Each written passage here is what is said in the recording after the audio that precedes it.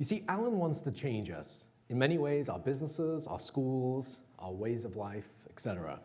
Everything changes so quickly, we can't allow the traditional organizational structural rules from the past to dictate how we use our views to the future. His book, No Straight Lines, is an evolving concept, one based on a human-centric world. He warns that companies and organizations that fail to convert a more democratic form of leadership will ultimately fall by the wayside. But those where people work together will create better, more sustainable societies. Sounds a bit like sci-fi reality, right? People working together to create utopia. Moore thinks it's doable, and so do we. Let's hear it from himself, Alan Moore. Good, thanks. So I've got an admission to make. I like two types of music. Yeah, country and western. The problem with being on a quest is that you don't realize you're on a quest until it's too late to turn back. You can ask Bilbo Baggins about that in The Lord of the Rings. And I kind of realized that I was on a quest at a point where really it was too late for me to turn back because I was so committed to actually what it was I wanted to do. And what I was questing for was trying to seek out new designs, new potential ways of thinking about our economies, how our businesses worked, how our societies worked, maybe all the organizations that kind of supported those different types of ways of getting things done. And the reason why I did that is because I believe that we're at the adaptive edge of our industrial society. It was built in a particular way to help us, and we're very thankful for it. But in the world that we live in today, its particular design, the way it's been made, makes it very difficult for it to adapt. And we can see that it's under great strain by the forces that are really kind of pouring itself upon it. And I think we're in a transition to what I call a non-linear world, a world where actually we have the capacity, that's all of you in this room, to actually rethink, recreate, reimagine, and remake the world in a very different type of way. And also there's another side to this sort of non-linear world, which is that David and other people kind of touched on already this morning, which is actually the world is actually interconnected, deeply interconnected. And it's something which kind of what I would call linear thinkers find very difficult to deal with. Now, in 1569, there was a Belgian called Gerardus Mercator, and I kind of rather ironically, or luckily, share his birthday, the 5th of March. But he created a revolutionary map, and it was called the Mercator projection. And he described it as a new and augmented reality to better aid navigation around the world. Now, I quite like the idea that augmented reality was actually first introduced or thought about in 1569. And in the book, in No Straight Lines, as I look at actually, yes, indeed, many different examples of people, organizations, ways of getting things done, making things, I describe it as a navigational guide. Because I don't know where any of you are in this room in terms of your journey and where you want to get to. And as a consequence of that, that's a very important kind of concept. How do we navigate in this world? So the first principle is ambiguity. And there's a saying I came across online the other day, which is that what happens in vagueness stays in vagueness. And the reason for that is actually when our world is being disrupted, when our world is fundamentally being changed, we really struggle with the idea of disruption. Because you know what? Disruption doesn't kind of happen like this. You get a letter on a Monday morning and disruption says, "Hi, I'm Disruption, how are you? Could I invite you to have a lovely lunch with me, say Friday about 12 noon, if that's convenient for you. I'm going to take you to a beautiful restaurant, and I'm going to tell you how I'm going to absolutely change your world forever." No, disruption comes in the middle of the night, it kicks in the windows, blows in the doors, and it normally has really bad breath. Right? And of course, the problem is that if we aren't able to see what are the forces of disruption, what are the things that are really driving and changing our world, the music industry is a classic example of an entire industry that refused to accept that the way it existed up to that point was no longer relevant to us as people and consumers in this world. It's very important, therefore, to think about how do we understand the forces of change. So here's a company called Lego. I'm sure there are actually some real Lego fans in this room. Yeah, come on. And of course, Lego's been around for a very long time. It actually started off making wooden bricks and blocks. But it had one way of designing its products. It had one way of producing its products. It had one way of marketing its products. It had one business model for its products. And that was all great until the gaming industry came along. And all of a sudden, Lego wasn't relevant anymore. And it nearly went out of business. But Lego is an extraordinary company in its capacity to step back and think about how it became relevant to the world that it was now living in. So I'm just going to share with you some examples of how Lego did this. Now, for you Lego fans in this room, if you want to, you can go to the Lego QSO platform. You can design a product, and you can upload that design to this platform. If you get 10,000 fans, Lego will make that product. You will get your name on the box, and you will get 1% of all revenue. That is an entirely different way of thinking about what you make, how you make it, how you engage with your customers, how you pre-sell, how you mitigate risk, how you distribute and market your products in a completely different way. They actually have an online community where they encourage people to do extraordinary things with Lego. Now, if you're really into the series Battlestar Galactica, this is the Cylon base station. And if you're not into Battlestar Galactica, this is the Cylon base station. But it's made out of 16,000 bricks. And Lego understands that actually it doesn't have consumers, it has fans. It has people that want to be in passionate dialogue and conversation about what it does, and it facilitates that. And guess what else they did? They went to MIT. MIT, the most prestigious technology college in the world, and they went, "Hi, we're Lego. We make these little things called bricks. Could we come and play with you? We'd like to do something around kind of computing and robotics." So if you Google Windstorm at MIT, you'll see that Lego has done some extraordinary things. Now, just cast your mind back to that little blue box that I showed you at the start of my talk. Think about how that company, in just these few examples, has fundamentally changed the way it thinks, how it acts, how it moves. And so it's thought about the kind of commercial models that are now relevant for the world we live in today. How does it stay culturally relevant to all of those people that it wants to engage with, and for them to participate with it as an organism, perhaps rather than an organization? To think about actually all of those people as a community. Because the funny thing is, actually, you don't wake up in the bed in the morning next to an ABCDE1, do you? If you're in marketing, and that's the marketing speak, you wake up next to the person you love, hopefully. Right? And you've also got to think about how do you meaningfully connect in this world.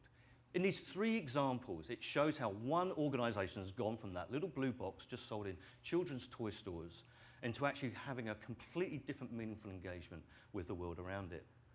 The second principle is adaptiveness. Adaptiveness is about actually having the capacity to create what I call a new pattern language, a way to describe an entirely different destination. Now, this is a company in the States called Local Motors. And if I read out some of the language that describes the core operational capability of this company, it talks about Creative Commons. That's a different type of legal framework. Participatory tools, participatory cultures. It talks about flexible manufacturing. It wants to be green. It wants co-creation and competition to help it design and make wonderful vehicles. It has created one of the largest online forums for people that are passionate about automotive design and engineering. And in fact, in 1 year, they collaborated with 44,000 designers and 3,600 engineering innovators. You can't buy that kind of capacity in, and they're not paying people. They're asking people to come and participate in something that they're passionate about. They can build cars 5 times faster at 100 times less the capital cost. And in fact, their factory, so anyone in this room has heard of Tesla, right? Well, Local Motors is voted, along with Tesla, in the top 10 most impressive car factories in the world, by having the capacity to think completely different about its pattern language. So it was Wittgenstein that said, the limits of our language are the limits of our world. If we keep describing the problems we have with the same old language, then we're never going to get to a new destination. The third principle is openness. Now, we all know about the film, WALL-E, and the fact that we all had to leave Mother Earth because we'd done such a good job at messing it up. But of course, Eva comes back because she's looking for signs of life. And of course, what we learned this morning, what David so beautifully and eloquently described how wonderful this planet is that we live on, is because nature thrives on diversity. She is open. She allows information and energy to flow in and out of her all the time. So why are we not creating organizations and business models and designs that actually allow that type of openness to happen? Lego, open innovation. Local Motors, open innovation, using open legal frameworks. This is a language here that allows us to conceive and think about organizations completely differently. Crowdfunding is an example of, in fact, how we can use openness to allow money to flow and to create entrepreneurial activity in a way which the VC community has so often left people not being able to achieve their aims and goals. By 2014, $5.1 billion will be raised globally through different types of crowdfunding platforms.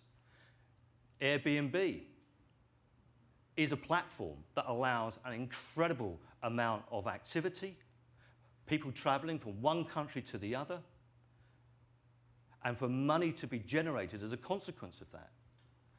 Airbnb is now valued at $1 billion because actually it was able to understand a new pattern language and to design and create an entirely different business model. The fourth principle is participatory cultures and tools. Now, you know, it's funny that the serious people of business seem to think that somehow actually us being participatory with each other is something a bit quaint and folksy. It's nostalgic. But the extraordinary thing is that human beings, this species, has thrived and is able to do the most extraordinary things by our capacity to work with purpose and to collaborate together. It is the intense collaboration that allows us to do extraordinary things. And when I wrote No Straight Lines, and this was part of a big piece of work that I'd done that's taken me sort of 14 years, but I asked this question, I plus we equals Y. And the answer to that, in fact, is I needs we to truly be I. I didn't say that, Carl Jung did. And it's this insight that shows actually incredible things that we can do. Because if you ask actually what is the root word of the word communication, where does communication come from? The root word of that is communion. It's about us coming together and sharing together and transcending together. This is actually from a festival in the Shetland Islands. So if you've got a picture of Great Britain in your mind, Scotland's at the top, Shetland's a bit off, a few hundred miles to the left, and they're quite close to the Norwegians, the Vikings that came over and did so much damage hundreds of years ago and changed our world. But they celebrate their Viking roots with a festival called Up Helliar. They spend the year building a life-size Viking boat. And then the community chooses a person who will be the Burger Jarl. He's the gentleman standing on the back of the boat in full Viking garb. And they take that down into the sea. They set light to it. And then they have a lot of dancing, a lot of drinking, and probably the next day on your way home, you might find the odd Viking lying in the hedgerow because he didn't quite make it back to his house, right? But the point is, communion is about the ritual making, the storytelling. Again, you know, what LZ was talking about was that, I mean, I cried. I have to admit, I cried listening to that woman sing that song. You know, she's telling me a story. You know, and like you, she strips everything away. And so actually this ability for us to commune in all sorts of ways is a fundamental building block that what makes us human beings. So if we look at a really hard world example of that, let's look at the healthcare system, right? Healthcare is one of the biggest costs to any Western society in the world. And of course, it's failing to adapt because, do you know what? We're living longer. And we're having all of these chronic problems through the food we eat, the lifestyles we have, etc., etc., etc. How do we deal with that? So let me ask you this. The next time you go to see the doctor, when you're walking out, go to pick up all of the medical notes that are on the desk. And the doctor will look at you, you've done the most insane thing in your life. And you say, that is my data. That is sovereign to me and nobody else. But actually, do you know what? I never get to look at my notes. How do I know what's going on in my body? And of course, in America, you know, the system is that the way that money is made is that it's through procedure. The doctor's not really understanding what's going on. I think you're going to have an X-ray. I'm going to have to do some blood tests. I'm going to have to do this, do that. I'm going to pull you this way, that way, whatever. So I've got a friend of mine who's become a very good friend of mine, Mohammed Al-Ubedili, who had a chronic rare health problem. He's also a clinician, and he was a software engineer. So there's, I admit, an unusual combination. But he said, I went with this rare chronic disease to all of these specialists, and they said, oh, I realized that I was the one that had more information than they did.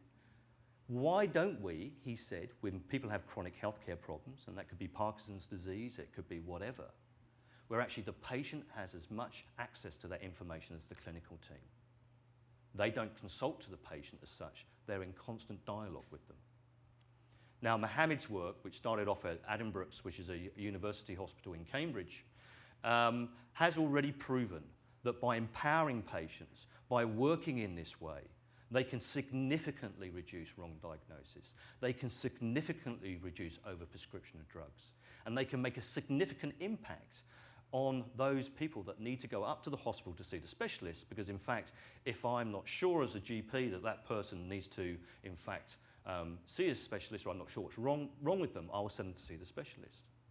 So it saves clinical time, and that is simply by redesigning an entire healthcare system around the participatory nature of human beings, plus the insight that nature thrives when she is open. Why stop information flowing in two ways?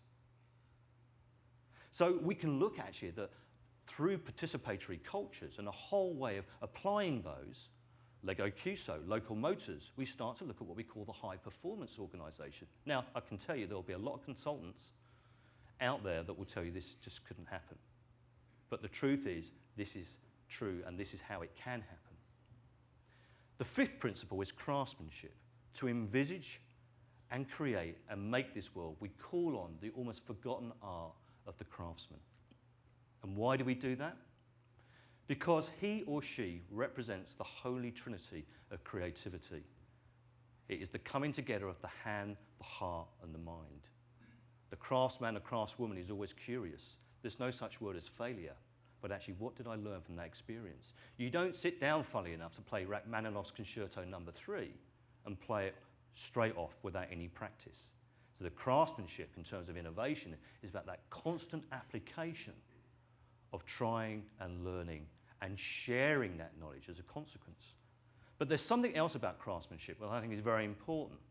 And I'll tell it through the story of a guy that invented Aikido. He was a very famous samurai warrior and deeply troubled by actually what his purpose was. As a samurai, he went up into the mountains with a Zen master, and he spent a long time there reflecting on what his purpose was. And when he came down, he realized that his purpose was to give life to all that existed. And for me, the interpretation of craftsmanship in this instance is what we create for the collective good. Mohammed's Patience Knows Best is a work of craftsmanship because he's working towards the collective good. And so often we don't actually innovate and create with that deep purpose inside. And so actually by taking pride in our work, the committed craftsman is the engaged craftsman. The craftsman is actually a creator of the future, not a consumer of the past. I was shocked, when my children were small, when they had IT lessons at school, information technology, they weren't being taught to code. They were taught how to use Microsoft PowerPoint. You get the point. Right? And the last principle is epic. And I talk about the human OS, the human operating system. And the human operating system is about actually striving towards these things.